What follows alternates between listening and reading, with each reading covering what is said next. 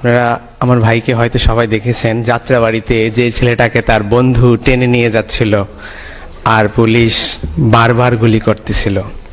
প্রিয় সুশীল সমাজের ব্যক্তিগণ সকলে এখানে উপস্থিত আছেন, অন্তর্বর্তীকালীন সরকারের উপদেষ্টারা উপস্থিত আছেন। আমি সকলের কাছে একটাই প্রশ্ন রাখতে চাই। আমি সারা বাংলাদেশে শহীদদের নিয়ে কাজ করি, 500 শতাধিক শহীদ ফ্যামিলি আমার সাথে কানেক্টেড। তারা সকলেরই একটা প্রশ্ন, আদৌ কি আমরা স্বাধীন? আদৌ কি এই হত্যাকাণ্ডগুলোর বিচার হবে? যদি হয়, আজকে 5 মাসে আমরা কি দেখেছি? নিয়ার অ্যাবাউট 1000 মানুষ, মায়ের সন্তান মারা গেছে। একটা হত্যাকাণ্ডে যদি একটা পুলিশ জড়িত থাকে তাহলে 1000 পুলিশ গ্রেফতার হওয়ার কথা ছিল। একটা হত্যাকাণ্ডে যদি 2টা পুলিশ জড়িত থাকে 2000 পুলিশ গ্রেফতার হওয়ার কথা ছিল। এই পর্যন্ত কয়টা পুলিশ গ্রেফতার হয়েছে? আপনাদের কাছে আমি প্রশ্ন রেখে গেলাম। তাহলে কি আমি বলবো না আদৌ কি বিচার হবে? ছাত্রলীগের পোলাপাইনগুলো কি করেছে? হলগুলোতে থাকতে দেয়নি আমাদেরকে। মেসে গিয়ে থেকেছি, হলের আমরা ছাদে গিয়ে লুকাইছি, করিডোরে গিয়ে লুকাইছি। ছাত্রলীগের কেন্দ্রীয় কমিটির কয়জনকে গ্রেফতার করেছে? আপনাদের কাছে আমাদের প্রশ্ন, তাহলে এই যে বলে যে বিচার হবে, আমরা সেটার প্রগ্রেস কোথায় দেখতে পাচ্ছি? আপনাদের কাছে আমি এই প্রশ্নটাই রেখে গেলাম যে বিচার কি আদৌ হবে? এই পর্যন্ত 23টা পুলিশ গ্রেফতার করেছে।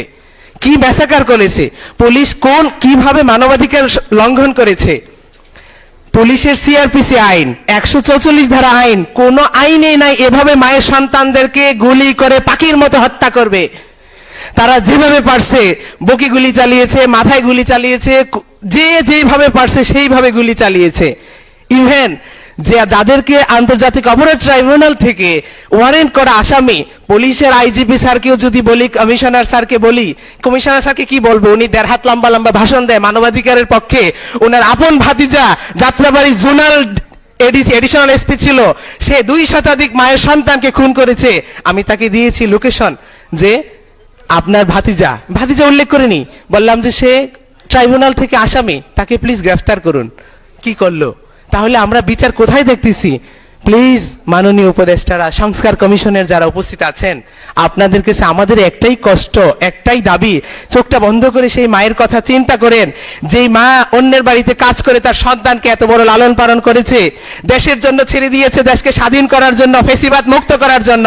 সেই বাবার কথা একটু চিন্তা করেন, চোখটা বন্ধ করে, যে নাইট গার্ডের চাকরি করে, সিএনজি চালিয়ে, রিক্সা চালিয়ে তার সন্তানকে এত বড় করেছে, দেশের জন্য, দেশকে ফেসিবাদ মুক্ত করার জন্য ছেড়ে দিয়েছে, দেশকে স্বাধীন করার জন্য। ওদের সংস্কার হবে, নির্বাচন হবে, কিন্তু বিচারের দিকে আপনারা একটু মনোযোগ দেন, বিচারের কথা বলেন। এই পর্যন্ত এতগুলো উপদেষ্টা, এটাই দুঃখ লাগে, কেউই এই বিষয়ে কথা বলে না। 5 মাস হয়ে গেছে, শহীদের রক্তের দাগ এখনো শুকায়নি। আমরা কি বিচার দেখে যেতে পারবো? ট্রাইব্যুনালে যদি আমি তাজুল ইসলাম স্যারকে বলি, স্যার বলে আমাদের দায়িত্ব ওয়ারেন্ট ইস্যু করে দেওয়া, আমরা তো ওয়ারেন্ট ইস্যু করে দিচ্ছি। যদি আসামিকে গ্রেফতার না করে, তাহলে বিচারের নামে যে রঙ্গমঞ্চ হয়েছে সেখানে কাদেরকে ফাঁসি দিবে? শেখের বেটি হাসিনাকে যদি 1000 বার ফাঁসি দেয়, তাও বাংলার মানুষের মন শান্তি হবে না। কিন্তু তার সাথে তার যে দোষররা ছিল, তাদেরকে কখন ফাঁসি দিবেন? তাদেরকে যদি গ্রেফতারই না করেন, তাহলে এই নাটক রঙ্গমঞ্চ বিচার নামে কি আদৌ হবে? আপনাদের কাছে প্রশ্ন রেখে গেলাম। ধন্যবাদ। আসসালামু আলাইকুম।